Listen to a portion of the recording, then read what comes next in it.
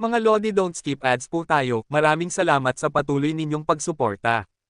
Subaybayan natin ang kwento ng isang kabataang nangarap para sa kanyang mga mahal sa buhay. Mula sa pinakamahina tungo sa pinakamalakas. Alamin natin ang kwento ng kanyang buhay. Kabanata 671 hanggang Kabanata 680. Kabanata 671.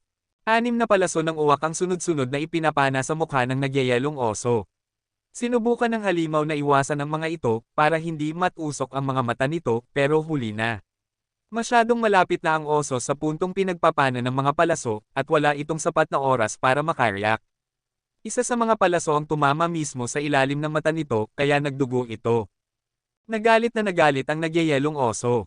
Tumalikod ito sa dalawang paa nito at isang malamig na aura ang lumabas mula sa katawan nito. Bumaba ang mga paa nito, sinusubukang suntukin si Hansen.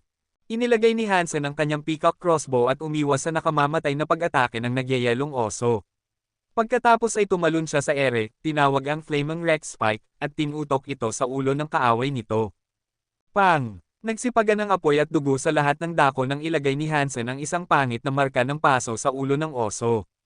Roar! Ang ganitong uri ng pinsala ay hindi sapat para patayin ang nilalang pero nag-trigger ito ng galit nito. Si Hansen ang sentro ng atensyon nito ngayon. Mabilis itong sumugod gamit ang mga paa nito para sunggaban si Hansen. Muli, umiwas si Hansen. Umiwas siya sa oso, pero malapit na ito. Napakamot siya sa braso niya at napansin ang isang hiwa na dumudugo sa kanyang armor. Umatras si Hansen habang patuloy na hinahabol siya ng nagyayelong oso. Sa kabutihang palad, si Hansen ito. At hindi siya natatakot sa nakamamatay, malamig na aura ng oso. Kung magpapalit sila ng pwesto, at si Wang Yuhang ang tumatakbo, patay na ito ngayon. Malaking babong oso, narito. Si Wang Yuhang ay tumatakbo na ng malayo. Matapos ang mabilis niyang paggaling, napansin niyang nasa panganib si Hansen kaya ginawa niya ang lahat para ma-provoke ang oso. Ang simpleng pag-akit na ito ay palaging gumagana sa nakaraan, at hindi natapos ang winning streak nito ngayong araw. Sa kabila ng galit na nararamdaman ng oso para kay Hansen, muli itong naaakit kay Wang Yuhang. Para bang pinatay ni Wang Yuhang ang mga magulang nito o kung ano. Alam ni Hansen na kung magpapatuloy ito, hindi sila mananalo sa laban.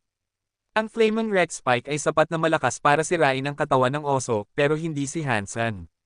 Hindi sapat ang fitness niya, ibig sabihin hindi niya maibibigay ang nakamamatay na pinsala na kailangan niya para matapos ang laban sa oso. Pero alam ni Hansen kung ano ang gagawin. Nang hindi nagsasalita, sumugod siya sa paghabol sa nagyayelong oso, at sabay-sabay, ginamit niya ang Dangshan Sutra para gayahin ang enerhiya ng buto ng elepante. Ang napakalakas na kapangyarihan ng isang super elepante ang nagpalakas kay Hansen. Halos sumabog ang katawan niya sa sobrang bigat ng paghawak sa ganitong uri ng kapangyarihan dahil nahihirapan ang mga kalamnan at buto niya na mapanatili ang kontrol. Patuloy na tumatakbo si Wang Yuhang. Patuloy na nagpapaputok ng mga palaso si Li Xinglan para tumulong pero wala itong saysay laban sa galit na halimaw. Papalapit na ang nagyayelong oso kay Wang Yuhang. Pinipilit ni Hansen ang kanyang potensyal na kapangyarihan sa pinakamataas at papalapit na ito sa limitasyon. Nag-iingay ang mga buto sa loob niya at humihingi ng tulong. Habang nakatuon pa rin ang oso kay Wang Yuhang, tumalon si Hansen sa ere, parehong kamay na nakahawak sa Flaming Rex Spike. Inikat niya ang kanyang sandata at ang lahat ng nakakatakot na kapangyarihan na naipon sa loob niya ay pinakawalan. Para bang ang mismong espasyo at panahon ay sinuntok ng pag-atake, at ang hangin ay nag-ingay ng nakakatakot na tunog. Pang! Ang Rex Spike, nag-aapoy, ay naghatid ng isang pangit, nakamamatay na suntok sa ulo ng oso. Isang malalim, nakakabinging tunog ang narinig ng tumama ito, at bahagyang lumubog ang bungo ng target nito. Ang mga apoy ay nag-apoy sa isang nakasisilaw na grupo ng mga baga, at ang balahibo sa ulo ng oso ay naging uling. Pagkatapos ng suntok na iyon, agad na tinawag ni Hansen ang kanyang mga pakpak para lumipad pataas sa langit. Karamihan sa kanyang enerhiya ay naubos pagkatapos ng pag-atake. Kung hindi napatay ang oso ng pag-atake na iyon at agad itong gumanti, wala nang lakas si Hansen para umiwas sa kaaway. Pinagmasdan ni Hansen ang larangan ng digmaan mula sa itaas at napansin niyang tumigil sa paggalaw ang oso. Dumudugo ang mga sugat sa bungo nito na nalubog, at nanginginig ang katawan nito. Roar! Ang sigaw ng nagyayelong oso, na nagulat kay Hansen. Pagkatapos ay tumakbo palayo ang nagyayelong oso. Natuwa ang puso ni Hansen. Alam niyang ang kanyang Elephant Rex Strike ay nagdulot ng napakalaking pinsala sa oso, kung hindi ito tatakbo palayo. Habulin natin. Hindi natin dapat mawala ito. Sigaw ni Hansen mula sa ere habang lumilipad siya sa paghabol. Pero mahina ang pakiramdam ni Hansen. Hindi niya ma-take ang oso ulit sa loob ng ilang sandali. Mabuti na lang at hindi kumukuha ng lakas ng isang tao ang Flying Beast Soul. Kung ganoon, hindi niya masusundan ang tumatakbong nilalang. Sinunod ni Wang Yuhang at Li Xinglan ang utos at hinabol din ito. Sinubukan nilang harangan at palibutan ang tumatakas na oso, pero nabigo sila. Wala silang Super Beast Soul weapons, kaya hindi man lang nila madamage ang balat ng oso. Pero siguradong malubha ang pinsala sa utak ng nagyayelong oso dahil ang pag-iisip at paggalaw nito ay walang saysay. Hindi ito tumalon sa dagat para mas mabilis na makatakas, sa halip, tumakbo ito patungo sa ice field. Mabilis pa rin ito, pero nanginginig ang mga galaw nito. Suntukin ang sugat sa ulo nito. Nagpaputok si Li Xinglan ng palaso sa sugat na ginawa ng Elephant Rex Strike ni Hansen. Dahil dito, mas dumadaloy ang dugo mula sa sugat at yumengal sa sakit ang halimaw. Gusto sanang sumugod si Wang Yuhang pero isa lang ang kanyang sinaunang espada, kaya hindi siya makalapit. Nakakakuha ng bilis ang nagyayelong oso sa kabila ng sakit na nararamdaman nito. Masikip ang paghabol ng tatlo, pero sa huli ay nalag sila at naramdaman nilang nawawala na ito. Sa kabutihang palad, malubha ang pinsala sa utak nito at hindi ito gumagana ng maayos. Hindi nagpalit ng direksyon ng oso kahit kailan at nanatili sa kurso nito sa lahat ng oras. Dahil dito, hindi nawala sa kanilang paningin ang oso. Mas lalong pumasok ang nagyayelong oso sa ice field. Sa huli, bumagal ang bilis nito sa kabila ng pagnanais nitong tumakbo. Umalis kayo! Umalis kayo! Sumakay si Li Xinglan sa isang mount para maabutin sila. Sumigaw siya sa mga tao sa ice field, sinabihan silang umalis sa daan at huwag harangan ng tumatakas na oso, baka malubhang masaktan sila. Karamihan sa mga tao ay umiwas sa oso, pero hindi ang isang grupo. Sa halip tumakbo sila patungo dito, gusto nilang makibahagi sa aksyon. Pa, bakit tayo dapat umalis? Sino man ang pumatay dito, kanya ito, simple lang. Hindi ko nakikita ang pangalan mo sa oso, kaya bakit hindi natin ito patayin, ha? Sabi ng lalaking nangunguna sa grupo. Tiningnan ni Li Xinglan ang mga tao at napagtanto ng mga tauhan ito ni Chi Ziwen mula sa Black God Army. Kahit nakabilang sila sa Goddess Shelter, magkakahiwalay ang apat na hukbo at wala sa kapangyarihan ni Li Xinglan na sabihin sa kanila na umatras. Pagkatapos tumakbo ang mga tao patungo sa oso, napansin din ng iba na nasa malapit ang posibilidad na makakuha ng madaling patay. Gusto rin nilang sumali sa gulo. Pero lahat sila ay nag-iisip na naghahanap lang si Li Xinglan ng isang sacred blood creature, isa na mukhang malubhang na sugatan. Ang posibilidad na makakuha ng madaling beast soul ay masyadong kaakit-akit. Pero huli na para pigilan sila ni Hansen. Pinanood niya ang maraming tao na bumaba patungo sa oso at nagkaroon ng masamang reaksyon ang nilalang na hinabol nila. Tinawag nito ang malamig na aura nito at nagpaulan ng mga ice chips para patumbahin ang mga bagong umaatake at nagyelo ang karamihan sa kanila. Ang pinakamalakas sa mga nagnanais na sumali ay malamang na nasa fitness level na mga 100. Hindi pa nila nai-unlock ang kanilang gene locks, at dahil dito, wala silang pagkakataong makalaban sa ganitong uri ng pag-atake. Pagkatapos ay sinuntok ng oso ang lupa na nagdulot ng pag-agos ng dugo. Ilang tao ang na-crush at wala sa mga katawan nila ang kompleto. Nagkalat ang mga naputol na paa at nakalantad ang mga organo. Isang tao ang na-crush at naging mincemeat. Kabanata 672. Matapos ang massacre ng oso sa mga evolver, mga katawan at dugo ang nagkalat sa nyebeng lupa. Ang mga sumali sa laban na naghahanap ng madaling patay, at nakaligtas, ay kulay berde ang mukha. Nais nilang magkaroon ng karagdagang 2 paa para mas mabilis na makatakbo. May mali sa ulo ng oso. Wala itong pakialam sa kahit ano, at naghangad na patayin ang sino man at anumang tumawid sa kanyang landas ng walang pag-iisip. Sa mga katawan na punit-punit at nakasandal sa isa't isa sa mga yelong dalasdes, alam ng langit kung gaano karami ang maligayang pinatay nito. Kahit na nais ni Hansen na pigilan ito, wala siyang lakas sa ngayon. Hindi pa bumabalik ang kanyang enerhiya mula sa unang paggamit ng Elephant Rex Strike, kaya hindi niya ito magagamit muli. At ang mga ordinaryong atake ay walang silbi laban sa nagngangalit na higanti. Umaasa lamang si Hansen na mabilis na makabawi ang kanyang enerhiya. Kung makakapag-atake siya sa oso ng isa pang Elephant Rex Strike, tiyak na mamamatay ito. O hindi, ang nagyayelong oso ay patungo sa isa sa aking night class shelters. Nagbago ang mukha ni Li Xinglan. Tinawag niya si Wang Yuhang na nagsasabing, "Little uncle, kailangan mong ilayo ito." Si Wang Yuhang, na may malungkot na hitsura sa kanyang mukha, ay nagsabi, "Tinitiyak ko sa iyo, sinusubukan ko." Ngunit ang halimaw ay hindi na tama sa isip. Hindi nito ako pinapansin tulad ng dati. Nagmamadaling tumakbo si Li Xinglan, sinusubukang ilikas ang shelter na dinadaanan ng bear. Nang makita ng nagyayelong oso ito, walang pag-aalinlangan na tinarget ito. Ang mga tao sa loob ay walang sapat na oras upang makaligtas. Ito ay isang shelter na nakatuon sa negosyo, kaya karamihan sa mga tao sa loob ay hindi marunong makipaglaban. Kung pumasok ang nagyayelong oso, magiging massacre ito. Dugo ang tatakbo sa mga pader habang pinapahirapan at pinapalayas ng halimaw ang mga tao sa loob na walang kaalaman sa laban. Maraming tao sa loob ng shelter ang nakasaksi sa nakaraang massacre ng oso sa tundra. Nagdulot ito ng malaking gulo at takot, habang ang mga tao ay umaakyat sa isa't isa sa kanilang pagsisikap na makatakas sa kanilang buhay. Ang mga pasilyo ay puno ng tao habang nagmamadali silang lumabas sa isang sabog. Ang mga gate ay puno ng mga nababaliw na tao na nagpapabagal sa mga pagsisikap na makalikas. Patuloy na nagpapaputok si Li Xinglan ng mga palaso sa mga sugat ng nagyayelong oso, ngunit lalo lamang itong nagalit. Ang kanyang karahasan ay patuloy na tumataas, marahil bilang tugon sa kanyang malapit na kamatayan. Nais nitong magalit sa isang huling pagsabog ng dugo at takot bago ito tuluyang bumagsak sa kanyang mga sugat. Tumingin si Hansen at naglakas loob. Kahit na pag-aari ni Li Xinglan ng shelter, lahat ng shelter sa Icefield ay nagbabayad ng buwis na nakatutulong upang punan ang mga bulsa ni Hansen ng pera. Ang shelter na ito, sa partikular, ay kabilang sa mga pinakamataas na nagbabayad ng buwis.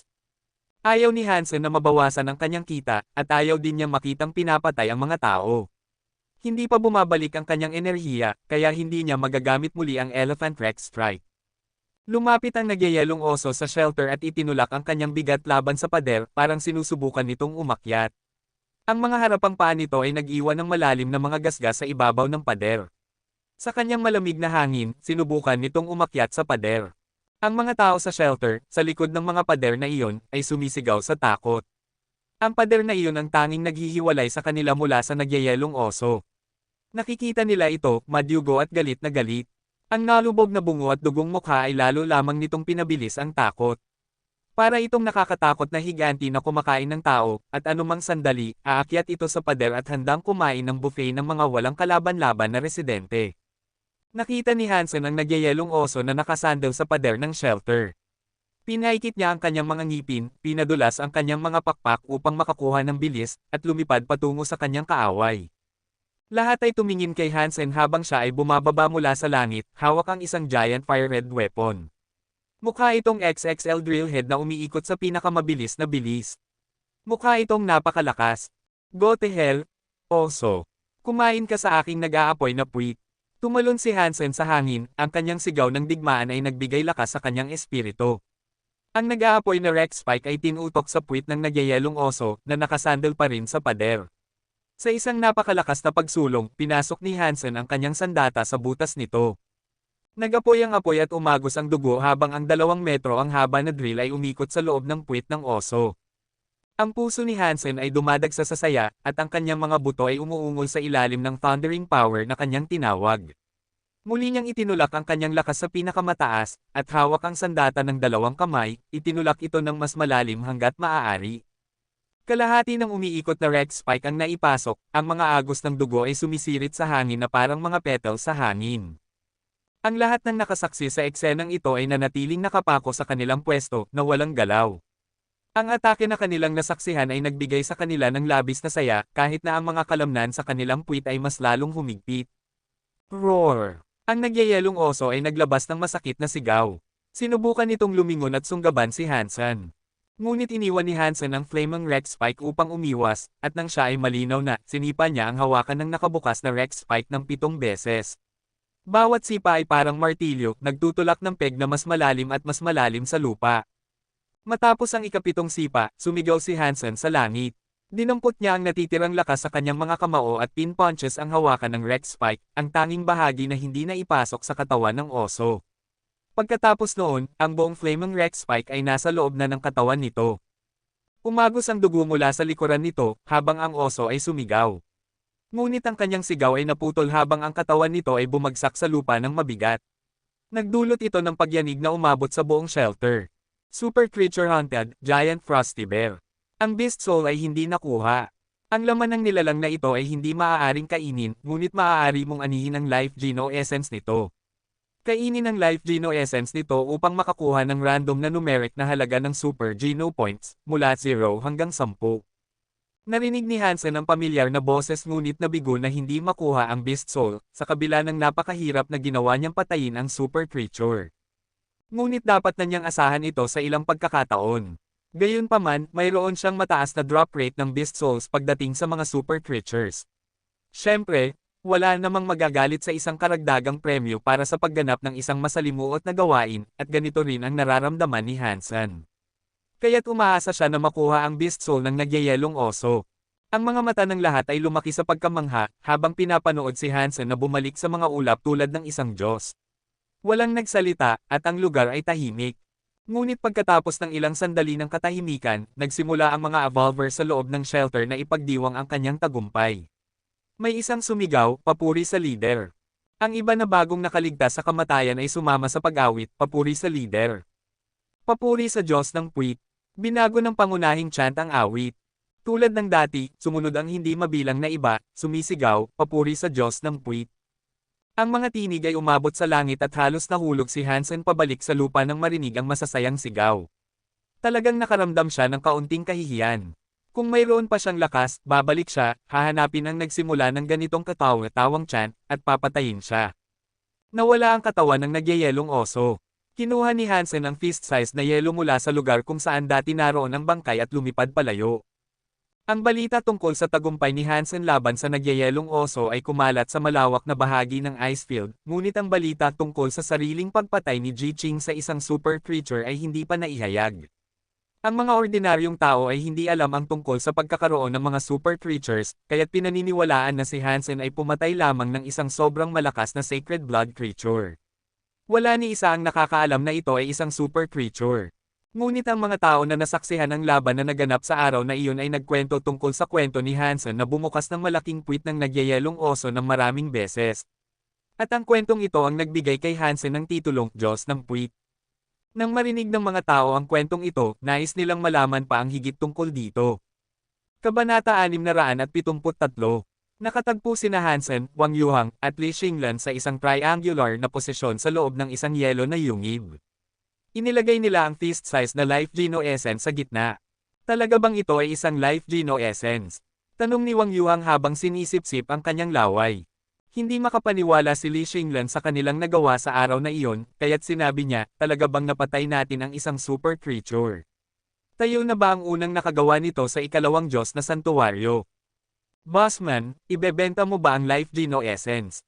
Ayon sa kontratang pinirmahan ko sa iyo, dapat akong makakuha ng 30% na bahagi ng kita. Kung gusto mo, babayaran ko ang karagdagang 70% at bibilhin ito mula sa iyo ng buo, tanong ni Wang Yuhang, tinitingnan si Hansen. Ayon sa kontratang kanilang pinirmahan, nakasaad na 50% para kay Hansen, 30% para kay Wang Yuhang, at 20% para kay Li Xinglan. Kung magpasya si Hansen na ayaw niya ito, ang susunod na mangyayari sa Life Geno Essence ay mapupunta kay Wang Yuhang. Siyempre gusto ko ito, gusto ko ng Super Geno Points, sagot ni Hansen. Walang paraan na ipagpapalit niya ang ganitong kayamanan. Umubo si Wang Yuhang at sinabi, Bossman, mula sa narinig ko, pagkatapos makuha ng pamilya G ang kanilang sariling Life Geno Essence, walang naging progreso. Sinubukan nilang lahat pero hindi sila nakakuha ng Super Geno Points. Kung ibabalik mo ito sa iyo, malamang na pareho ang mangyari. Kung nais mo, ibenta mo ito sa akin. O kung hindi, ibigay ito sa akin at sa Wang Estate. Maaari naming saliksikin ang mga sekreto nito para sa iyo at tingnan kung paano namin makukuha ang Super Geno Points mula sa Life Geno Essence. Ang Life Geno Essence ng pamilya G ay hindi kailanman kinain. Nagulat si Hansen nang marinig ito. Akala niya ay matagal nang kinain ni Ji Qing ang Life Geno Essence. Hindi siya inaasahang patuloy pa silang nagsasaliksik kung paano makakuha ng Super Geno Points mula sa artifact na ito, at hindi basta-basta ito makain. Oo, sinubukan nila ang napakaraming paraan ng pagkain nito ngunit walang naging epekto. Ang Life Geno Essence ay parang obsidian. Hindi ito maaaring putulin, sunugin, o ilubog, sabi ni Wang Yuhang. Sumingit si Li Xinglan, tama iyon. Hinihimas ko ang sistema ng pamilya Ji at sinuri ang kanilang mga tala. Sinubukan nila ang hindi mabilang na mga paraan, ngunit walang pag-asa. Nasa dulo na sila ng kanilang isipan, sinusubukang alamin kung paano sila makakakuha ng Super Geno Points. Tinawag pa nila ang mga profesional mula sa alyansa, ngunit walang silbi rin iyon. Walang naging progreso. Marahil ito ang dahilan kung bakit hindi pa nag-anunsyo ang alyansa tungkol sa Super Creature at Super Geno Points. Sinubukan ba nilang lunukin ito? Tanong ni Hansen. Oo, ginawa nila. Walang silbi ang paglunok nito. Lumabas itong buo at hindi ito natunaw kahit kaunti, sagot ni Li Xinglan. Nagmugto ang kilay ni Hansen nang marinig ito. Iba ito sa kanyang kaalaman tungkol sa Super Geno Points. Nilapitan lang niya ito at nilunok ng buo. Bakit iba ang karanasan ni Ji Qing? Pero hindi ito imposible. Sa katunayan, ang iba pang nakuha niya dito sa ikalawang Diyos na santuwaryo ay hindi rin makain. Iba ang mga ito sa nakuha niya sa unang Diyos na santuwaryo. Kung ang Life Geno Essence ng pamilya G ay hindi makain, kung gayon ito ay nakaka-interes, naisip ni Hansen. Naniniwala siyang may problema sa isang bahagi.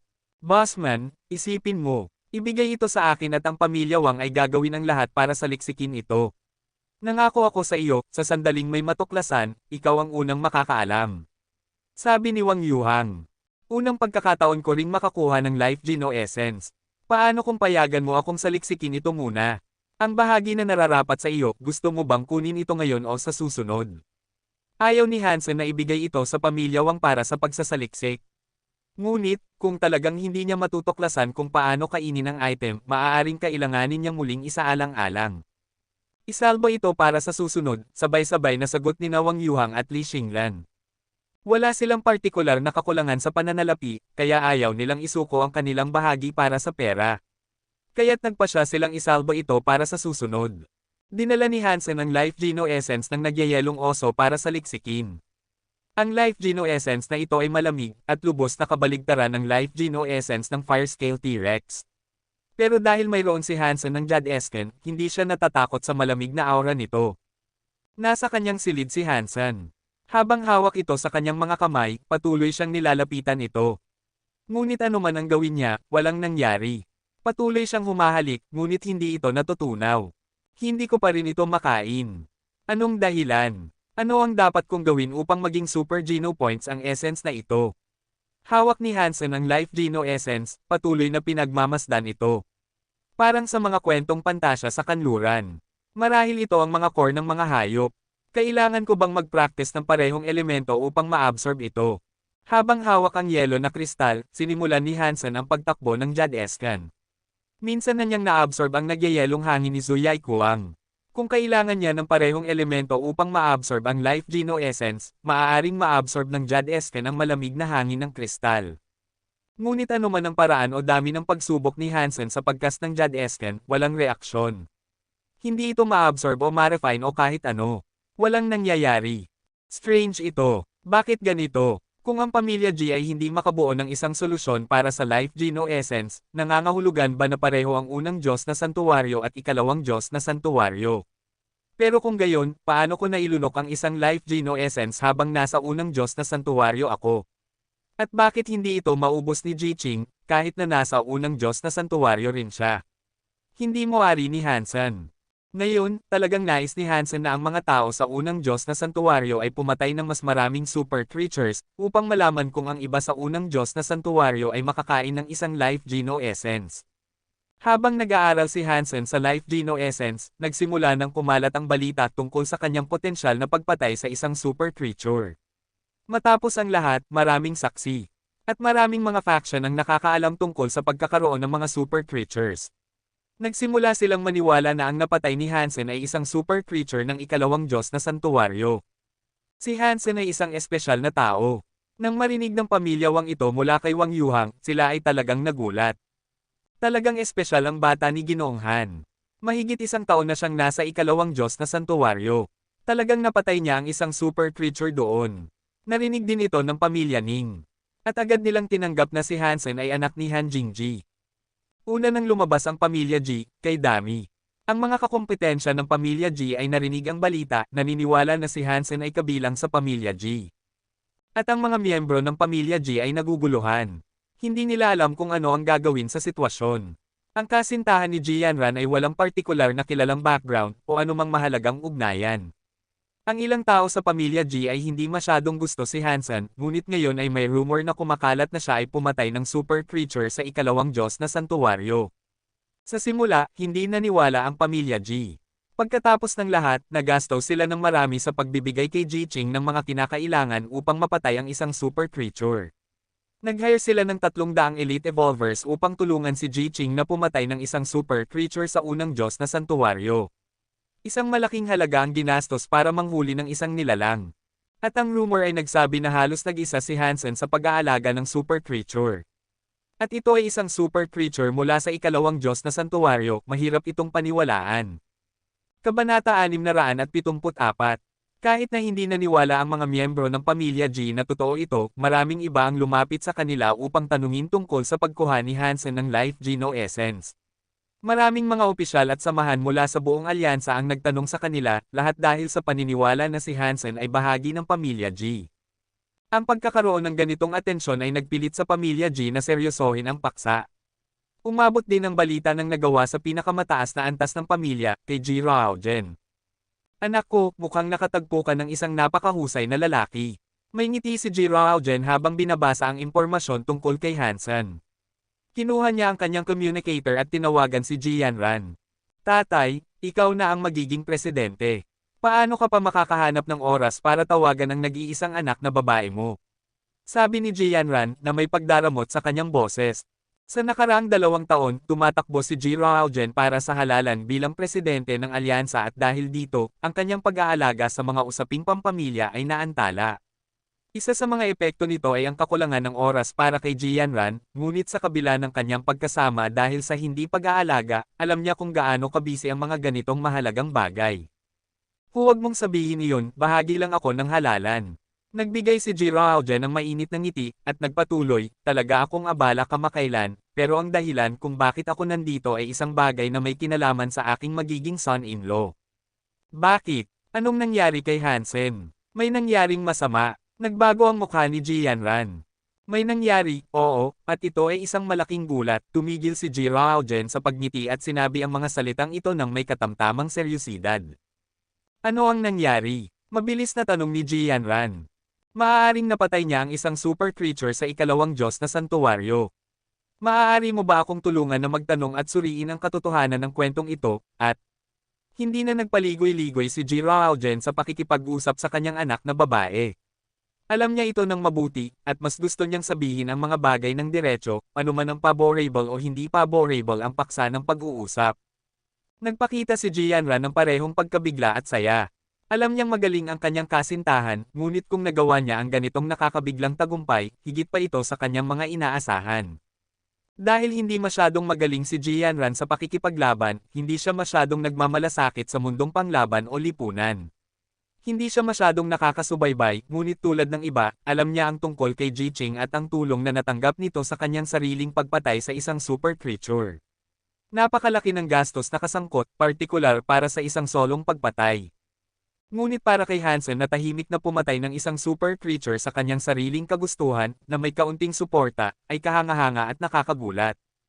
Ang mga super creature sa ikalawang Diyos na santuwaryo ay mas mahirap kaysa sa mga nasa unang Diyos na santuwaryo, kaya mahirap para sa iba na maunawaan kung paano nagawa ni Hansen ang ganitong gawain.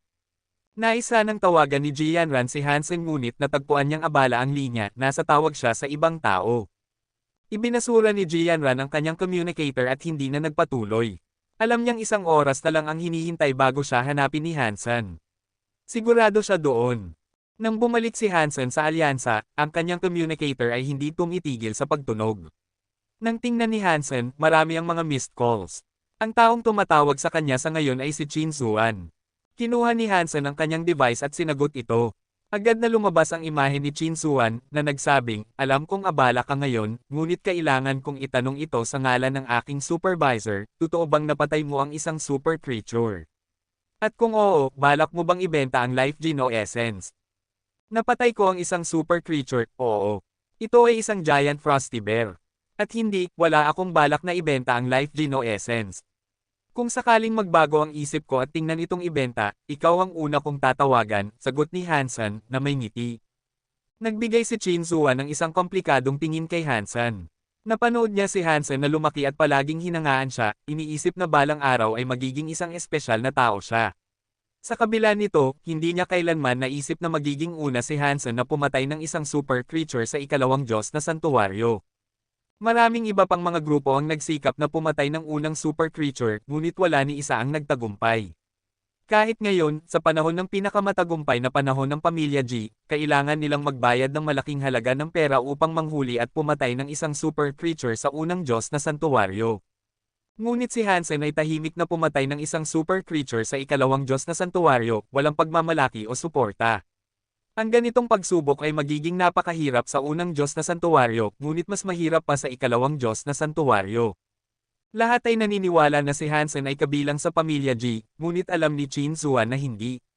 Hindi niya inakala na ang Pamilya G ay nagbigay sa kanya ng maraming tulong kung mayroon man. Malamang na pinatay niya ang halimaw sa pamamagitan ng kanyang sariling lakas at kakayahan. Ipinaalala nito sa kanya ang maliit na batang lalaki na pumasok sa shelter noong araw. Ngayon, ang maliit na batang lalaki ay umakyat na sa hagdanan ng lipunan at gumawa ng mga kamangha-manghang gawa na kahit ang mga pinakamayamang maharlika ay hindi kayang mapanaginipan. Ang pag-iisip na ito ay nagparamdam kay Chin Zuan ng kakaiba, kaya't mayroon siyang komplikadong ekspresyon. Sige. Makipag-ugnayan ka sa akin kung magbago ang isip mo. Dapat ay abala ka ngayon, kaya hindi na kita guguluhin pa, sabi ni Chin Zuan kay Hansen, na may ngiti. Alam, Kapitan. Mag-usap ulit tayo sa lalong madaling panahon, sabi ni Hansen. Ibinaba ni Hansen ang communicator at pagkatapos ay tuluyang pinatay ito.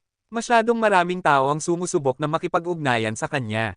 Kalahati sa mga ito ay mga taong hindi niya kilala, kaya hindi na niya kailangang sagutin ang communicator sa tuwing tumutunog ito. Umalis si Hansen sa kanyang silid upang bisitahin ang opisina ni Jianran. Ngayon na tila alam na ng buong mundo ang kanyang nagawa, naramdaman niyang nararapat siyang bigyan ng mas detalyadong paliwanag. Habang nakatayo siya malapit sa pintuan ng opisina nito, nakita ni Hansen si Annie.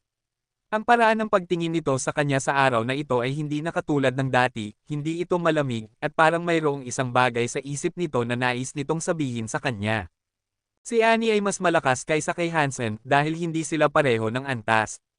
Ngunit ngayon, hindi na naglakas loob si Annie na maliitin si Hansen. Narinig niya ang balita tungkol sa tagumpay ni Hansen kung saan napatay niya ang isang super creature. Ang sino mang nakagawa ng isang gawain na kasing laki noon ay dapat igalang. Ginawa ni Hansen ang kanyang ginawa ng walang suporta ng ibang mga grupo, ngunit naniniwala ang mga tao na mayroon siyang suporta ng Pamilya G. Alam ni Annie ang katotohanan, alam niyang hindi siya tinulungan ng Pamilya G sa anumang paraan at hindi rin siya humingi ng tulong. Ang tanging tulong na natanggap ni Hansen mula sa Pamilya G ay nang gamitin ni Jianran ang impluwensya ng kanyang posisyon upang makuha si Daphne para sa kanya. Dahil dito, palaging naniniwala si Annie na si Hansen ay isang taunan na sumisipsip sa Pamilya G. Ngunit mula noon, hindi na ginamit ni Hansen si Jianran o ang posisyon nito bilang isang paraan upang makatanggap ng anumang bagay. Nag-isa niyang pinatay ang isang super creature na nakakagulat. Alam ni Annie kung gaano kahirap makamit ang kalahati ng kanyang nagawa, at iyon ay may suporta. Nagawa ni Hansen ang lahat ng walang suporta at gumawa ng isang bagay na inakala niyang imposible. Hindi lang siya ang nagulat, kundi pati na rin ang iba sa alyansa. Ngayon, hindi na maituturing ni Annie ang pangalang Hansen na kasing kahulugan ng salitang talunan. Si Hansen ay palaging nakaka-relax, kalmado, at mabait kay Jianran. Akala niya ay isang pagkukunwari lamang ito upang akitin si Jianran, ngunit lahat ng kanyang mga pananaw sa pagkatao nito ay nagbago. Pakiramdam niya ay hindi na niya ito naiintindihan. Kabanata 675. Talaga bang napatay mo ang isang super creature sa ikalawang Diyos na santuwaryo? Tanong ni Jianran, nakabuka ang kanyang bibig sa pagkabigla habang nakatingin kay Hansen. Kahit na ipinaliwanag na ni Hansen ang mga detalye ng nangyari, nahirapan siyang maniwala. Kaya't kinailangan niyang ulitin ang tanong. Sinabi ko nang napatay ko ito, hindi ba? Ibig sabihin, napatay ko ito. Talaga bang mahirap itong paniwalaan para sa iyo? Nakaupo si Hansen sa upuan ng opisina ni Jianran, hawak siya habang siya ay nakaupo sa kanyang kondangan. Magkakaroon ka ba ng kamatayan kung hindi mo ako lalikoin? Nagbiro si Jianran habang tinitingnan ang masigla at mayabang na mukha ni Hansen. Hindi niya napigil ang pisilin ang kanyang baywang bilang tugon. Ano ang sinabi ng pamilya? Tanong ni Hansen na may ngiti. Sinabi ng tatay ko na itanong kung totoo bang napatay mo ang isang super creature. Tinanong kung nakuha mo ang Beast Soul at Life Geno Essence, at kung handa ka bang ibenta ang mga ito, ipinaliwanag ni Jianran kay Hansen, nang walang paligoy-ligoy. Napatay ko ito, oo.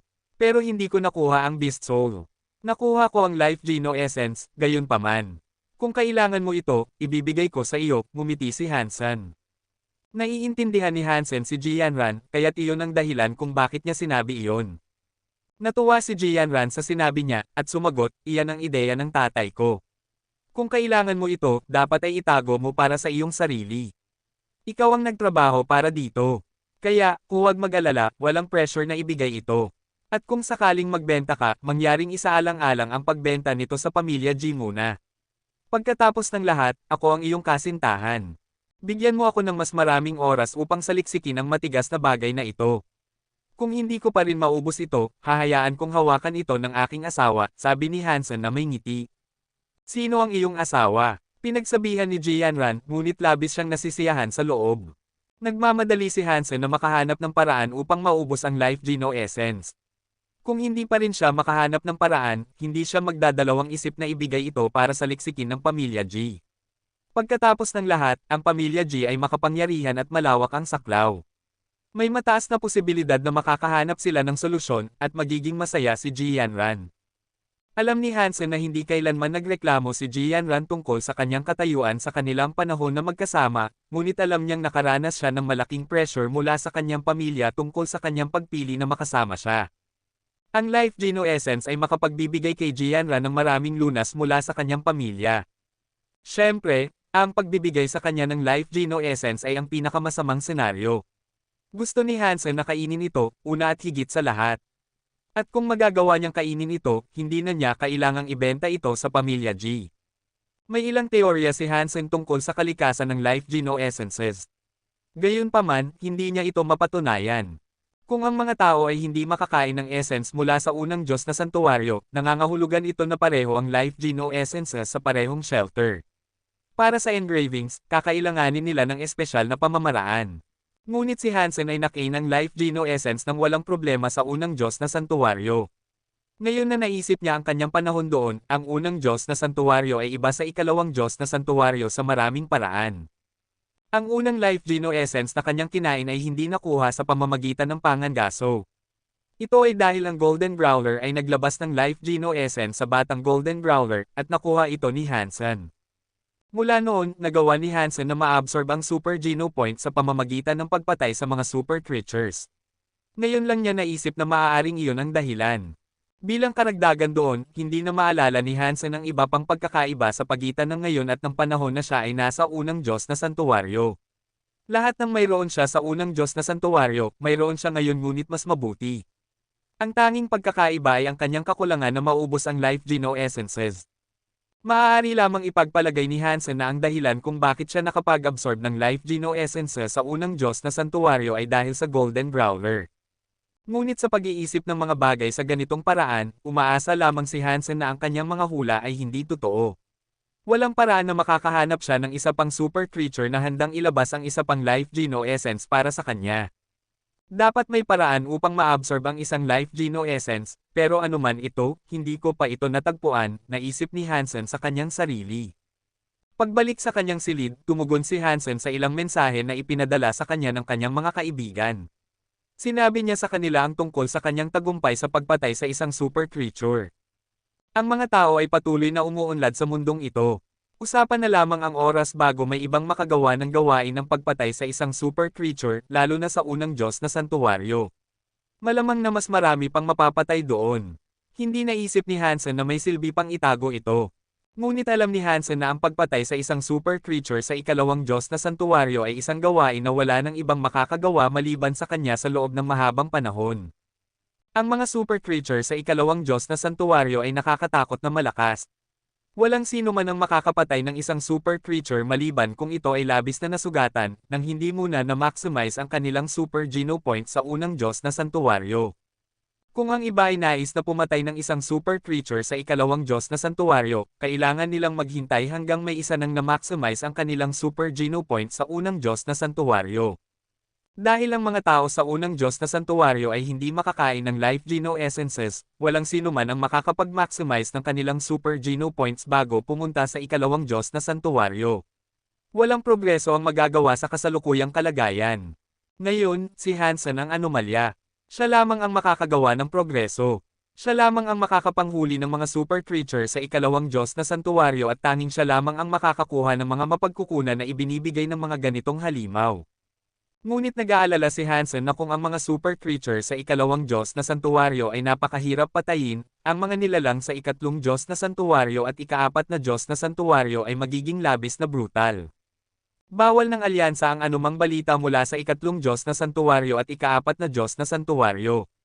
Napakabihira na may lumabas na balita tungkol dito, at karamihan sa mga artikulong iyon ay walang silbi at walang konkreto o kapaki-pakinabang na impormasyon.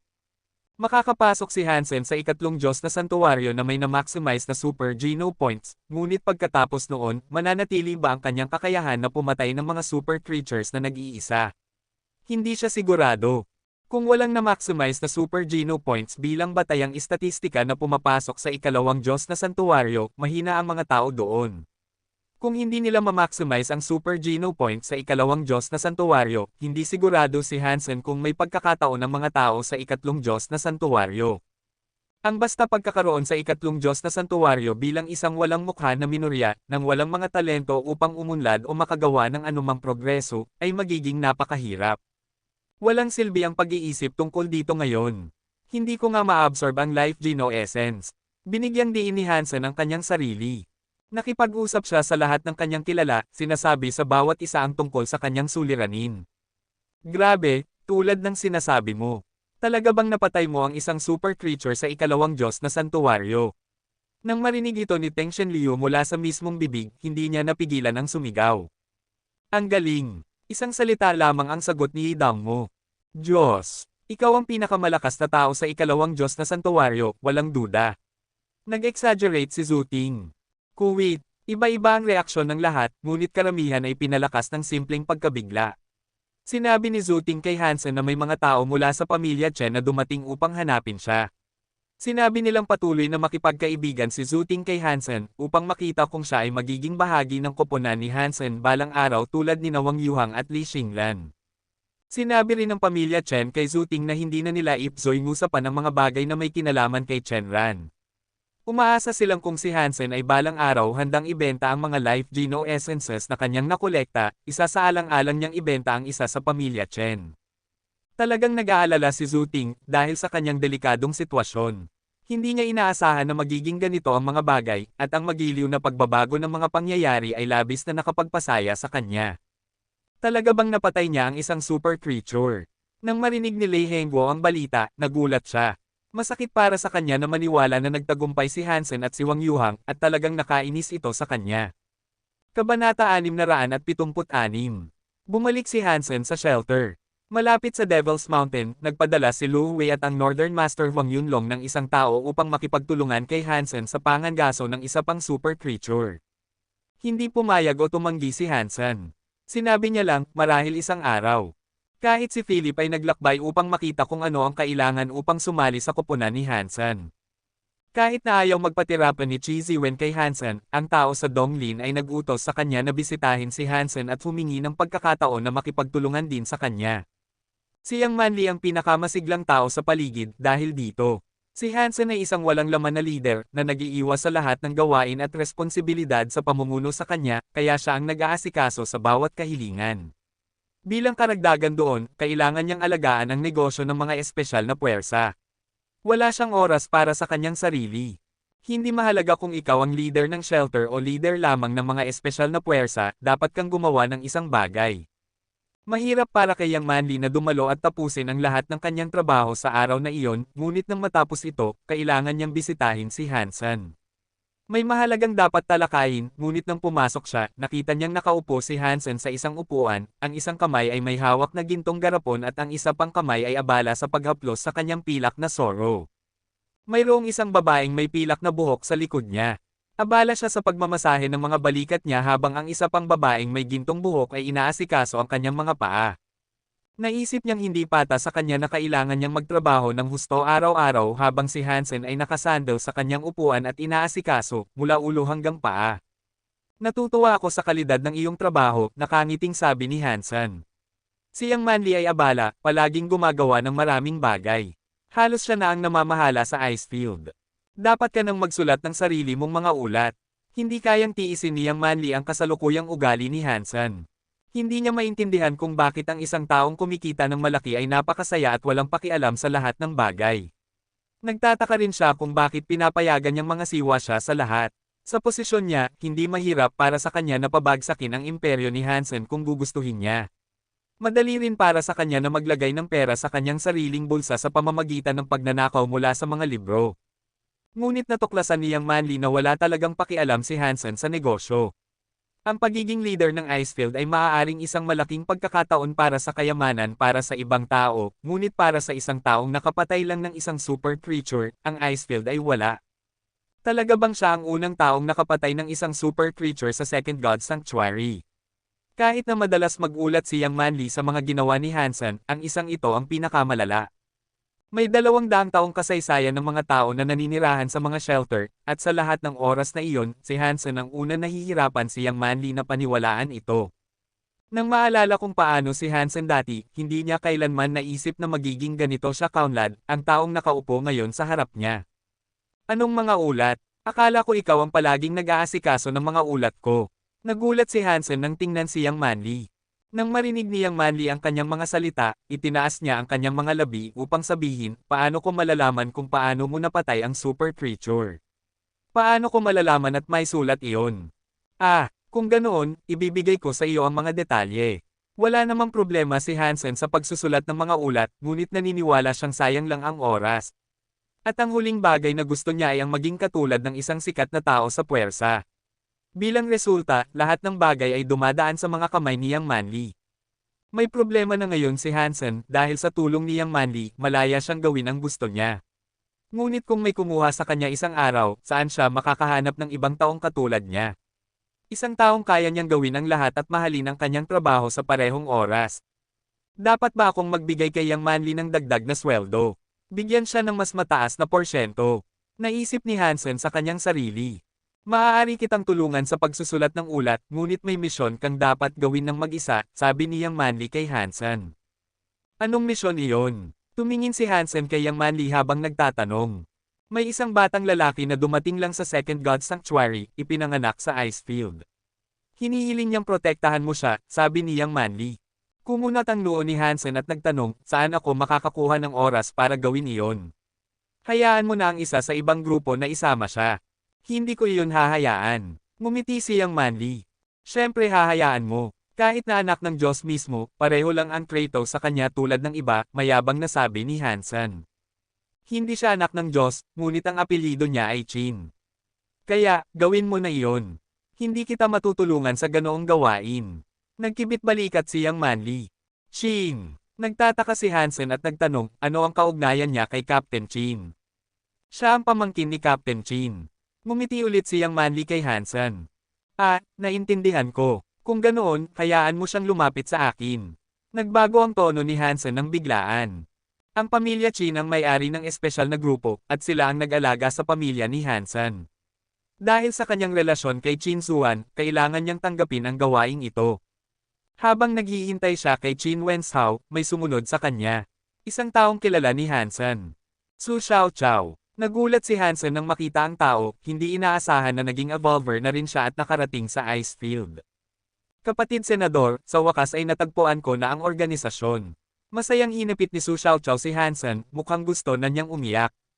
Nag-usap sandali si Hansen at Su Xiaoqiao, at pagkatapos ay hiniling niya kay Yang Manly na bigyan siya ng posisyon sa Goddess Army. Pagkatapos noon, nagpunta siya upang makita si Chin Wenshao. Mukhang wala pang 20 taong gulang siya, at naglalabas siya ng imahe ng isang maamo at batang lalaki. Mayroon siyang malambot na mukha ng sanggol na sa tingin ni Hansen ay minamahal ng mga babae. Magandang araw, Tito Senador. Ako si Chin Wenshao, magalang na bati ng binata kay Hansen. Ngunit sa puso ni Hansen, nagulat siya, iniisip, Tito. Sapat na ba ang edad ko para tawaging ganoon? Wala pa akong 30, ilang taon lang ako na mas matanda sa iyo. Mukhang naunawaan ni Qin Wenzhao ang mga nakakapanlulumong kaisipan na gumugulo sa isip ni Hansen. Sabi niya, sinabi ng aking tiyahin na igalang kita. At dahil pareho kayong nasa parehong edad, naisip kong tawagin kang tito. Kung hindi kita tinawag na tito, iisipin ng aking tiyahin na hindi ako magalang. Sa palagay ko ayos lang iyon, sagot ni Hansen, na wala nang pakialam sa mga komplikadong formalidad, sa pangkalahatan. Tumingin siya kay Qin Wenzhao at nagtanong, bakit mo gustong maging tagapag-alaga mo ako? Sumagot si Qin Wenzhao, palaging sinasabi ng aking tiyahin na ikaw ay isang mabuti at makapangyarihang tao. Umaasa ako na balang araw, magiging katulad mo ako. Swerte na naipadala ako sa Icefield, kaya pumunta ako rito upang matuto mula sa iyo.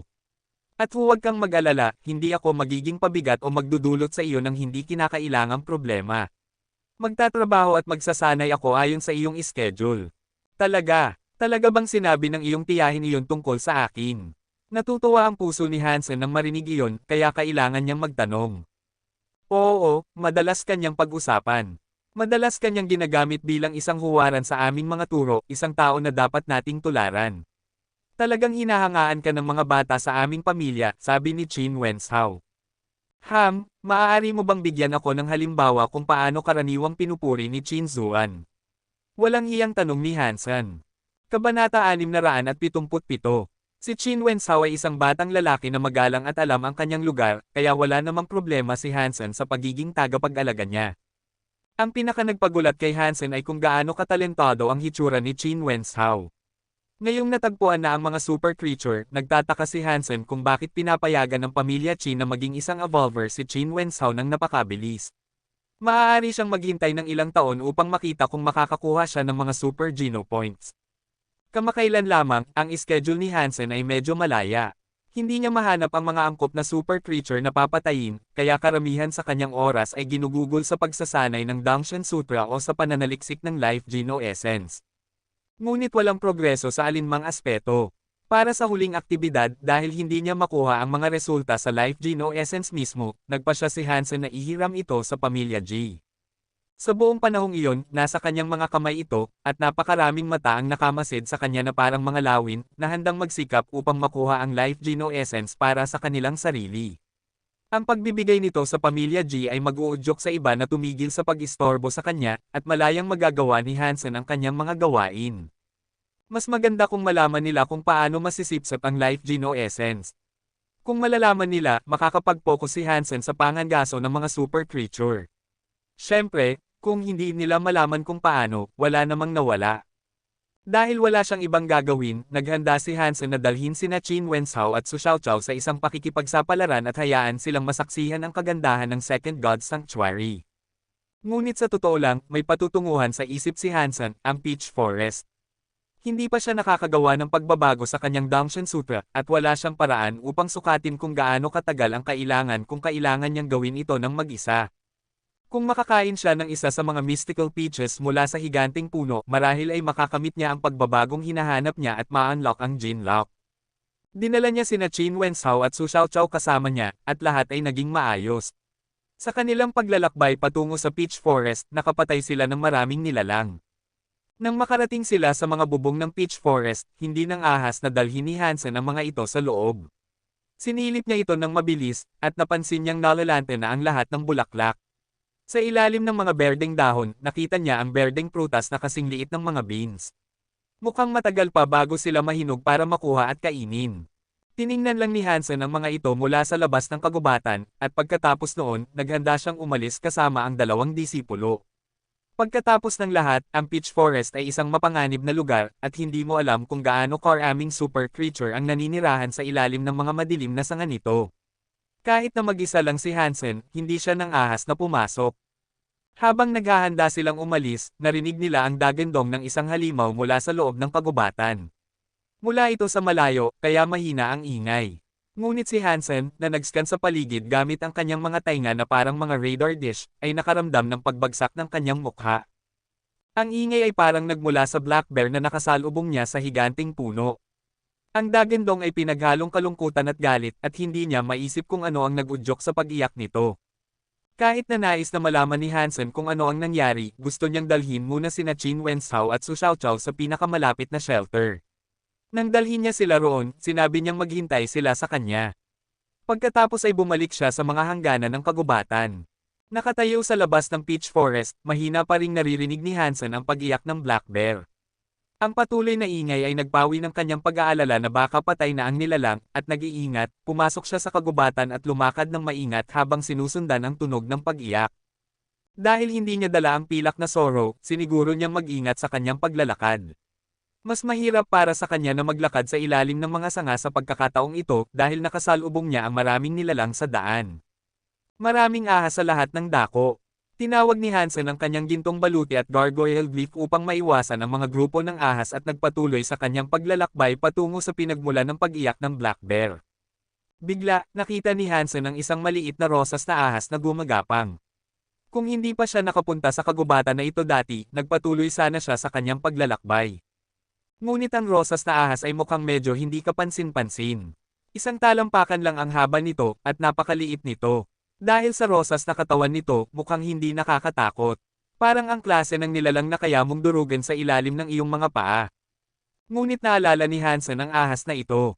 Ang maliit na rosas na ahas na ito ay nasa ilalim ng higanting puno, nagsasanay kasama ang lahat ng iba pang nilalang. Isang nakakatakot na ahas. Biglang tumigil si Hansen sa paglalakad at inalis ang lahat ng kapangyarihan sa kanyang katawan. Gusto lang niyang tingnan kung ano ang nangyayari sa Black Bear at ayaw niyang makipaglaban sa rosas na ahas.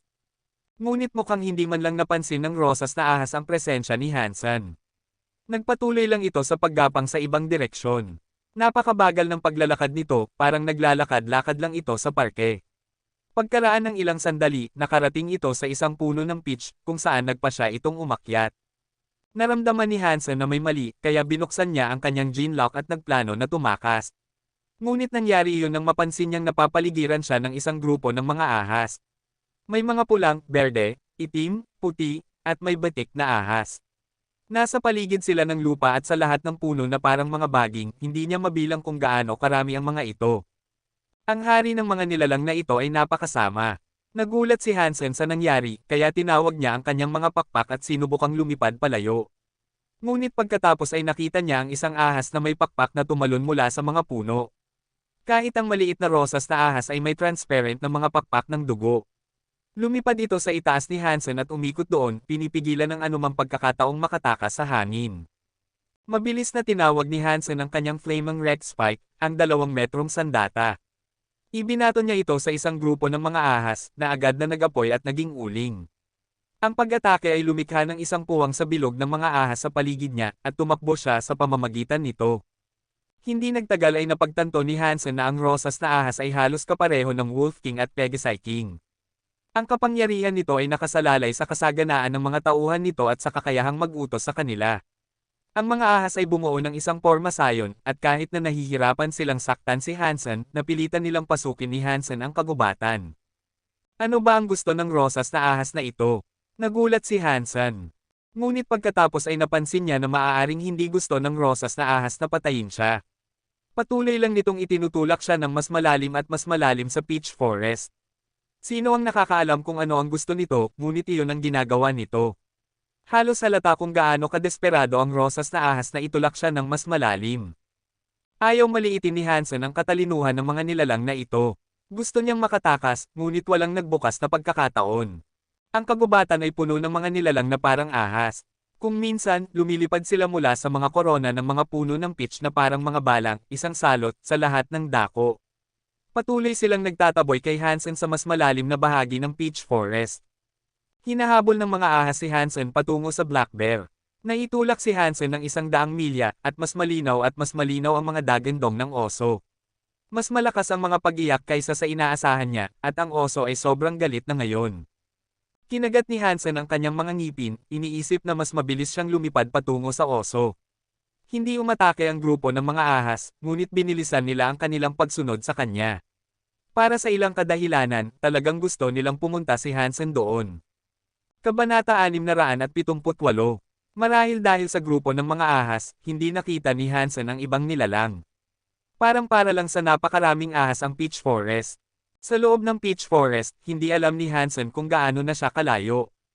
Ang nakikita lang niya ay mga ahas at puno. Habang naglalakad siya, papalapit ng papalapit ang dagandong ng oso. Mula sa malayo, nakita ni Hansen na may bahagi ng Peach Forest na nagkakagulo. May mga naputol na puno na nakakalat, mga sanga na nakakalat sa lupa, at nagulo ang lupa. Umakyat siya sa isang burol, at sa wakas ay nakita niya ang black bear. Binabantayan nito ang pasukan ng isang kuweba, at ang katawan nito ay may mantsa ng dugo. Umiyak ito sa langit. Sa harap nito ay ang bone elephant. Ang puno ng bone elephant at ang mga pangil nito ay patuloy na tumitama sa duguan na oso, at malinaw na wala ng pag-asa ang oso laban sa galit na elepante.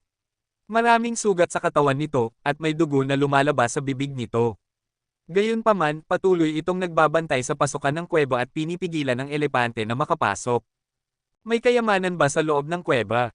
Nag-aaway ba ang dalawang super creature para sa kayamanan? Binago ni Hansen ang kanyang posisyon upang makita ng mabuti kung ano ang nasa loob ng kuweba. Ang nakita niya sa loob ay isang mas maliit na black bear na sumisilip sa ulo nito sa pasukan ng kuweba. Ngayon ay naunawaan ni Hansen kung bakit, sa kabila ng mas mababang lakas nito, ipinilit ng black bear na bantayan ang kuweba, pinuprotektahan nito ang anak nito. Ang katawan ng bone elephant ay nagiging pula, habang ang katawan ng black bear ay nagiging itim na itim. Parehong malakas sila pagdating sa sigla, at ang tanawin ng kanilang pag-aaway, na nakikita mula sa burol, ay isang nakakagulat na tanawin. Nabasag ang mga bato, naghukay ang mga puno. Nahalo ang mga tipak ng kahoy at dahon sa lupa, at nanginginig ang lupa kapag nagbanggaan ang mga higanti. Ang black bear ay napakalaki, at naisip niyang mas nakakatakot ito kaysa sa frosty bear. Ang frosty bear ay may kapangyarihan ng yelo, ngunit ang black bear ay may malakas na sigla. Kahit na may flaming Rex spike si Hansen, duda siyang makatagos ito sa balat ng nilalang. Nakakaawa na kailangang harapin ng oso ang isang mas malakas na kaaway tulad ng bone elephant. Parehong kahangahangang super creature ang mga ito, ngunit kung ang isa ay mas mahina sa isang partikular na departamento, ang kahinaan ay magiging halata para makita at samantalahin ng isa pa. Pinigilan ng malaking black bear ang isang pangil na itinutulak patungo dito. Ngunit masyadong malakas ang kapangyarihan. Naitulak ang oso pabalik sa bangin ng bone elephant at nag-crack ang bangin sa ilalim ng puwersa. Tumagos ang pangil sa depensa ng oso at tinamaan ang oso. Natakpan ng dugo ang pangil na tumusok dito. Pang! Sinipa ng black bear ang leeg ng bone elephant na nagpabagsak dito ng bahagya. Ngunit ang pag-atake ng oso ay, halata naman, hindi gaanong epektibo. Ang pinsalang nagawa nito ay baliwala. Nawala ang grupo ng mga ahas, halatang ayaw nilang lumapit sa labanan. Nawala na rin ang rosas na ahas.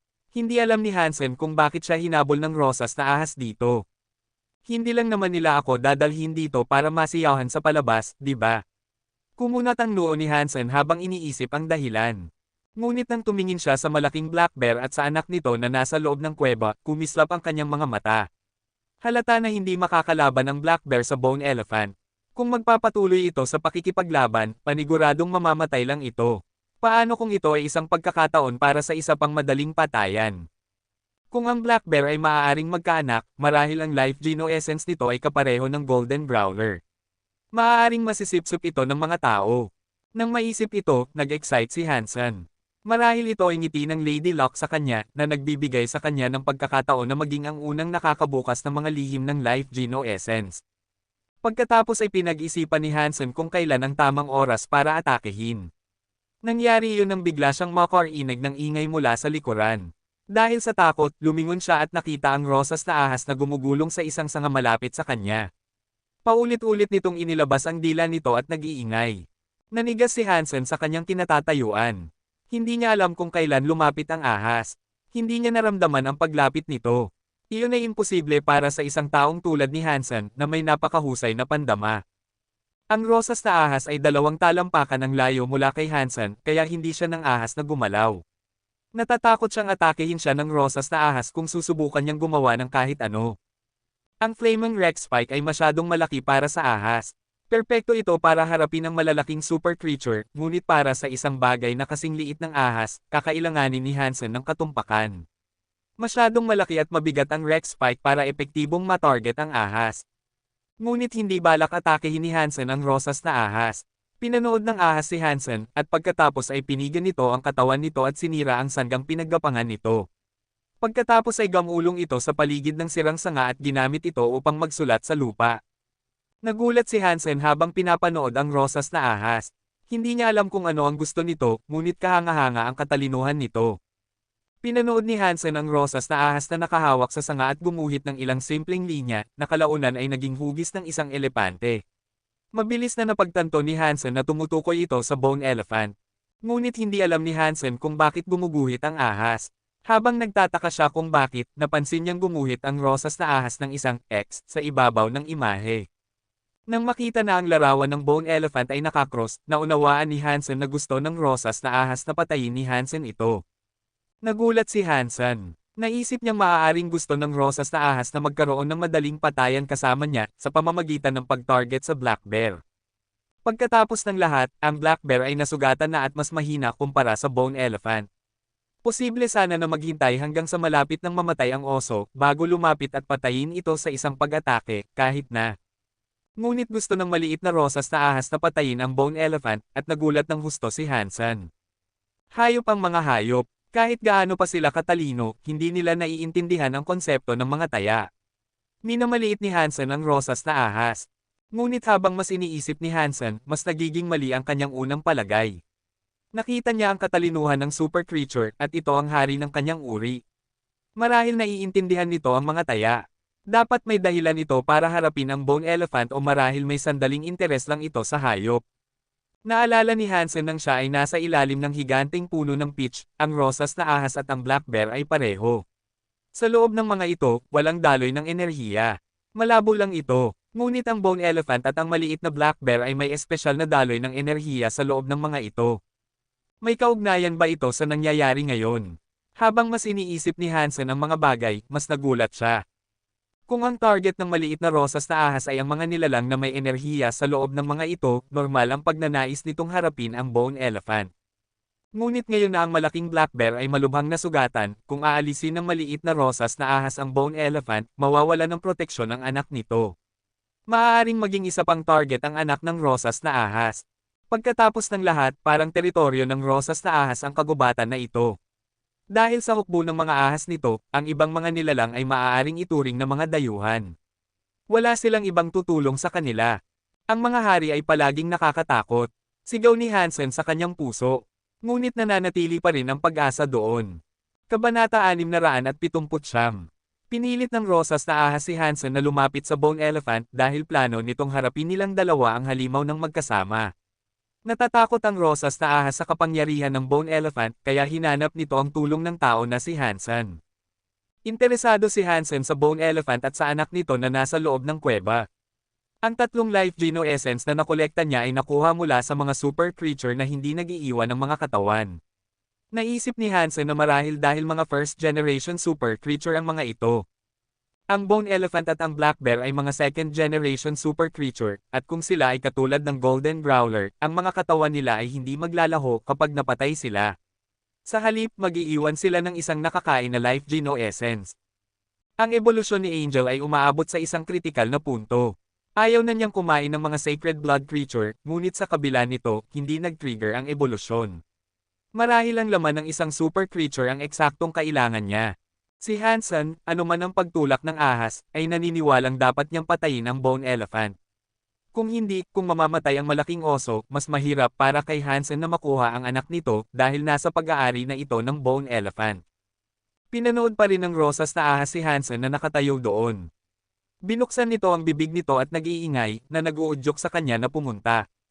Napawungol si Hansen at pagkatapos ay tinawag ang kanyang Flaming Rex Spike. Pagkatapos noon, nilapitan niya ang bone elephant.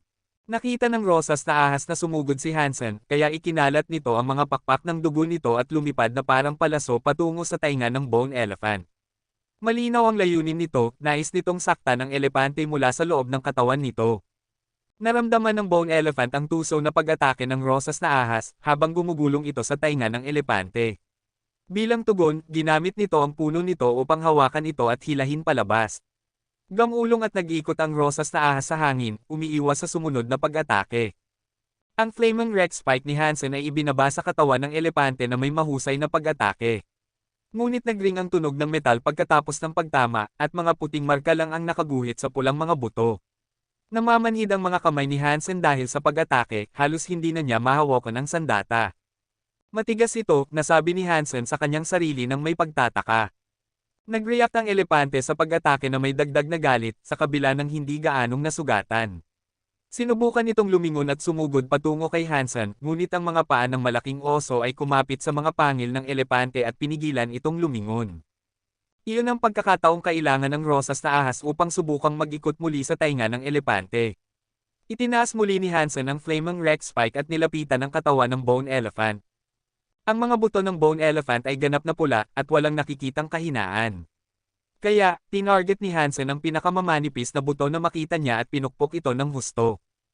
Ang mga pangil ng Bone Elephant ay hawak pa rin ng oso, at hindi ito makagalaw. Tumunog ito sa langit. Dahil sa napakalaking pagsabog ng lakas, binuhat nito ang oso habang nakakapit ito sa mga pangil at itinapon patungo sa gilid ng bundok.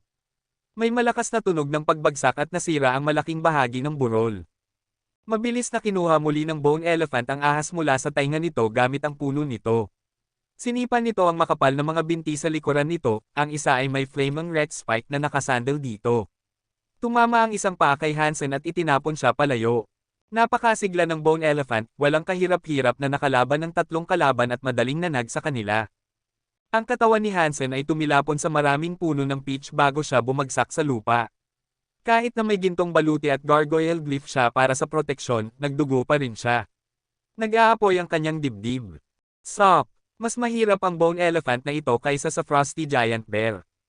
Kinagat ni Hansen ang kanyang mga ngipin at tumayo ulit. Sa kabutihang palad para sa kanya, nasipsip ng kanyang sandata ang karamihan sa pag-atake ng elepante. Kung siya ang nakasalo sa pagtama, natatakot siyang kalahati na siyang patay ngayon. Tumunog muli ang Bone Elephant at ibinaba ang ulo nito, itinapat ang mga pangil nito sa hindi gumagalaw na black bear. Tumakbo ito patungo sa oso, parang bumabagsak na bundok mula sa langit. Kung tatamaan ang oso, paniguradong patay na ito. Ang malaking oso ay nasugatan na ng husto, sa itaas ng sitwasyon na naitapon lang ito. Hindi ito makalabas sa mga labi, at tila malapit ng matamaan ng mga pangil. Umiyak. Ang anak nito na nagtatago sa kuweba, nang makita ang ina nitong malapit ng mapatay, ay naglabas ng isang batang sigaw. Ang balahibo sa katawan nito ay mukhang obsidian habang lumalabas ito mula sa anino ng kuweba. Tumalon ito sa Bone Elephant at kumuha ng ilang malalim na marka sa mga buto nito. Sumigaw sa sakit ang Bone Elephant habang ginagamit nito ang puno nito upang alisin ang anak na nasa ibabaw nito. Nakuha nito ang sapat na oras para makalabas ang malaking oso mula sa mga labi. Nang makita ang Bone Elephant na malapit ng tamaan ang anak nito, hinawakan ng malaking oso ang puno ng elepante at lumuhod. Umiyak ito, hinayla ang puno ng buong lakas, hindi pinapayagan ng elepante na igalaw ito. Patuloy na iniikot ng Bone Elephant ang puno nito, sinusubukang alisin ang malaking oso na nakakapit dito ng mahigpit. Ang malakas na puwersa ng oso ay nagpapadikit ng mga paa nito sa lupa, lumilikha ng dalawang malalaking kanal habang hilahin ito ng buong lakas. Ginamit ng rosas na ahas ang ikatlong pagkakataon na ito upang magpaputok sa tainga ng elepante na parang kidlat. Napaiyak ito sa sakit, at dahil sa biglaang pagkabaliw nito, naitapon nito ang oso at ang anak nito. Nasa likuran ng Bone Elephant si Hansen. Ginamit niya ang Toxic Dragon Drill at muli niyang tinarget ang likuran ng kanyang kalaban. Gusto niyang ulitin ang mga resulta ng kanyang labanan laban sa Giant Frosty Bear at basagin ang puwet ng kanyang kaaway. Ang malakas na pag-ikot ay tumama ng husto sa nakakuyong na puwet ng elepante, na nagdulot ng napakalaking pagsabog ng mga spark. Ngunit hindi ito nagtagal, at pagkatapos ay tumigil. Ang katawan ng Bone Elephant ay gawa sa bakal, at kulang si Hansen ng kapangyarihan upang itulak ito ng mas malayo. Kung hindi mabasag ng makapangyarihang Flaming Rex Spike ang mga buto nito, ang pag-drill ng kasing layo ng gusto niya ay imposible. Nang makita ang galit na Bone Elephant na sumisipa ng may lakas, nagawa ni Hansen na umiwas sa pagkakataong ito. Ang kanyang focus ay nasa pinakamahusay na ngayon, at nakita niya ang isa pang sipa na papalapit sa kanya. Umiwas din siya doon. Ang rosas na ahas ay nakapasok ng malalim sa mga kanal ng mga tainga ng elepante, na nagpulalo pa ng galit at pagkabaliw nito. Sabay-sabay na sinalakay ni Hansen at ng oso ang Bone Elephant, ngunit hindi pa rin ito bumagsak. Ang malaking oso ang tangke na sumasalo ng pinsala. Kung wala ang oso upang saluhin ang karamihan sa mga pag-atake ng Bone Elephant, maraming beses nang namatay sina Hansen at ang anak nito. Ibinigay ni Hansen ang lahat ng kaya niya, sinusubukang maakit ang atensyon nito habang ang bone elephant ay nakikipaglaban sa malaking oso. Kahit na ang anak ay hindi kasing lakas ng bone elephant o ng ina nito, may obsidian claws ito. Mas mahusay pa rin ito kaysa sa flaming red spike ni Hansen. Ang bawat gasgas mula sa anak ay nag-iiwan ng malalim na marka sa bone elephant kahit na hindi ito nagdulot ng matagal na pinsala. Ang rosas na ahas na nakapasok sa mga tainga ng bone elephant ay tila ang nagdudulot ng pinakamaraming pinsala sa bone elephant. Nabaliw ito, patuloy na sumisigaw. Pang! Tumama ang puno sa anak at itinapon ito palayo. Tumama ang maliit na katawan nito sa ilang puno ng peach. Ngunit ang pinakanagpagulat kay Hansen tungkol dito ay ang paraan kung paano ito tumalon pabalik sa kanyang mga paa at tumakbo pabalik sa labanan. Ang mga anak ng mga super creature ay incredibly up. Nagulat si Hansen habang pinapanood niya ito. Napakabata pa ng Black Cub, ngunit napakatibay na nito. Kapag lumaki na ito, paniguradong magiging kasing lakas ng bone elephant.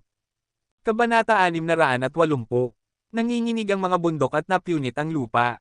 Ilang nakakatakot na nilalang ang naglalaban hanggang sa kamatayan, at nasa gitna nila si Hansen. Parang isang pawn lang siya, gumagawa lang ng maliliit na bagay. Hindi siya nang ahas na gamitin ang Elephant Red Strike, kahit gaano pa niya gustong gawin iyon. Masyadong mahina siya para labanan ang bone elephant, at alam niyang isa lang siyang distraction sa mas malaking larawan ng labanang ito. Magiging mahina si Hansen pagkatapos ng isang paggamit ng Elephant Red Strike, kaya hindi niya ito ginagamit ng basta-basta. Napakalaki ng kapangyarihan na kailangan ng kasanayang ito, at kahit na may long live at Jade Sun Force, kailangan ng isang oras para mabawi niya ang enerhiya na ginamit nito. Nagiging komplikado ang sitwasyon. Ayaw gamitin ni Hansen ang Elephant Red Strike dahil kung maubusan siya ng lahat ng enerhiya, hindi niya makuha ang mga panalo ng labanan at makatakas. Ngunit hindi ka nais-nais o hindi kailangan ang presensya ni Hansen sa labanan. Nakatulong sila ng anak ng oso na pigilan ang elepante. Dahil hindi maitoon ng bone elephant ang lahat ng lakas nito sa malaking black bear, naging mas pantay ang larangan ng paglalabanan. Nakayanan ng oso na magpatuloy. Ngunit mas lalong sumisigaw ang bone elephant. Tumapak ito at nanginginig ang lupa dahil sa galit, marahil ay takot din. Kung magpapatuloy ito, ang rosas na ahas ang makakakuha ng patayan. Nagmamadali na ngayon si Hansen. Naglaban sina Hansen at ang oso para sa kanilang buhay laban sa nagwawalang elepante. Marahil ay kinakain na ng rosas na ahas ang mga panloob na organo ng elepante, at kung papatayin nito ang elepante, wala nang saysay ang pakikipaglaban ni Hansen. Ngunit wala siyang paraan para patayin ito mismo. Kahit na gamitin niya ang Elephant Red Strike, hindi niya alam kung sapat na ba ang lakas nito upang masira ang isa sa mga buto ng nilalang. Parang wala ng pag-asa si Hansen na makuha ang patayan. Lumubog ang puso ni Hansen. Dahil wala siyang solusyon sa kanyang problema, ang tanging magagawa niya ay ang magpatuloy sa pakikipaglaban. Pang! Naglabas ng kakilakilabot na kapangyarihan ang bone elephant na nagpabagsak sa malaking oso. Iling-iling ang ulo ng elepante at tumakbo patungo sa burol habang umiiyak sa sakit. Tumakbo ang anak patungo sa malaking oso, at mukhang ayaw nilang habulin ito. Tumingin si Hansen sa kanilang dalawa nang may pagkadismaya, pagkatapos ay kinagat niya ang kanyang mga ngipin at hinabol ang bone elephant ng mag-isa. Kahit na ang malaking oso ay malubhang nasugatan, kaya pa rin itong lumaban. Bukod dito, may isang anak na nagbabantay sa gilid nito. Malaki pa rin ang kawalan ni Hansen, kahit na ang laban ay magpapatuloy na 2 laban sa isa. Tumakbo si Hansen sa kabila ng mga bundok, sinusundan ang bone elephant. Nagtataka siya kung ano ang ginawa ng rosas na ahas sa loob ng katawan nito upang maiparamdam ito ng ganito kabaliw. Nakita ni Hansen na dumudugo ang bone elephant mula sa lahat ng 7 butas nito. Nakakatakot ito, at naisip ni Hansen kung gaano kakilakilabot na kaaway ang rosas na ahas. Kung papasok ito sa kanyang tainga, hindi niya ma-imagine ang kakilakilabot na sakit na mararanasan niya. Ang pag-iisip lang tungkol dito ay nagparamdam sa kanya ng sakit at nanlamig ang kanyang buto. Kanina lang, biglang lumitaw ang rosas na ahas sa likuran ni Hansen. Ang pag-iisip lang tungkol doon ay nagparamdam kay Hansen ng malamig na pawis. Mula sa 7 butas, mas lalong dumadaloy ang dugo. Unti-unting lumalakas ang pag-iyak ng elepante. Ang landas na sinundan nila ay naharang ng isang pader ng bangin, ngunit hindi tumigil ang bone elephant. Boom! Nagsimulang gumuho ang pader ng bangin habang patuloy na sumusugod ang elepante dito. Bumagsak ang mga sirang bato sa ibabaw ng elepante, ngunit wala itong pakialam. Paulit-ulit nitong binabangga ang pader gamit ang ulo nito. Mukhang handa na itong basagin ang utak nito sa bato. Itinaas ng bone elephant ang puno nito, at paulit-ulit nitong sinuntok ang sariling ulo nito. Halos masira na ang bungo ng elepante. Nakakakuha ng goosebumps si Hansen habang pinapanood ang eksena. Nangako siyang hindi na niya hahayaang lumapit sa kanya ang anumang ahas, lalo na ang maliliit na ahas. Ang kakilakilabot na kamatayang ito na ibinigay sa isang super creature na may napakalaking kapangyarihan ay hindi kapanipaniwala, at hindi naisip ni Hansen na tatagal ang kanyang katawan ng kalahati ng tagal na iyon. Patuloy na nag-ukit ng bagong lambak ang bone elephant sa bangin, at habang nanginginig ang mga lupain sa paligid, halos nakakaawa ang itsura ng elepante. Napanatili ni Hansen ang kanyang distansya habang pinapanood niya ang nagaganap. Masyadong malakas ang bone elephant, at naisip niya na patuloy pa ring kinakagat ng rosas na ahas ang isang kritikal na organ, na lalong pinapalakas ang pagkabaliw nito. Wala nang magagawa si Hansen, kahit na magpasya siyang gamitin ang Rex Spike sa anumang paraan. Halatang nakapasok na ang rosas na ahas sa utak nito, at ilang sandali na lang ay mapapasailalim na ang bone elephant sa pagkakahawak ng kamatayan. Ang matigas na katawan ay walang silbi laban sa isang kalaban na nakapasok sa loob nito. Ang laman nito ay super creature class, kaya walang dahilan para subukan ni Hansen na mag-drill sa tainga at subukang gawin ang parehong bagay. Ngunit para sa super creature na rosas na ahas, hindi ito problema. Kung ang pagkagat ng isang beses ay hindi gumana, ang pagkagat ng ilang beses pa ay gagana. Marahil ay may lason din ang rosas na ahas. At ang mga lason na iyon ay tiyak na gumawa ng kanilang bahagi ng masakit na trabaho. Mas malakas ang bone elephant kaysa sa inaakala ng mga tao. Isang bangin na ilang daang metro ang taas ay binubuwal ng halimaw na may pangil. Ngunit ngayon, tumigil ito. Bumagsak ito sa lupa, umiiyak. Parang nahihirapan ito, lalong humihina. Mukhang malapit na itong mamatay. Umiyak ito ng dugo, habang unti-unting nawawala ang ilaw sa mga mata nito. Halos tiyak na nasira na ng rosas na ahas ang utak nito. Dumadaloy ang dugo mula sa bibig at tainga nito ng walang pigil, parang gripo.